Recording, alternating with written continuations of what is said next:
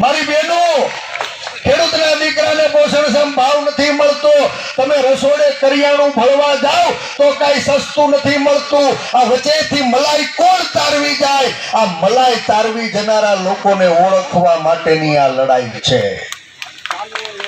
આ લડાઈ મારો ભણેલો ગણેલો યુવાન બાપ લાખો રૂપિયા ખર્ચીને એ નોકરીઓ ગોતવા માટે જાય, દર ભટકે અને પરસેવો પાડવો, ક્યાંય નોકરી પણ નથી જડતી. અને નોકરીના વાકે બેનું અમારા ગામમાં તો કેટલાય ભાઈઓને ટાણું સાંડી ગયા, છોકરી નથી મળતી.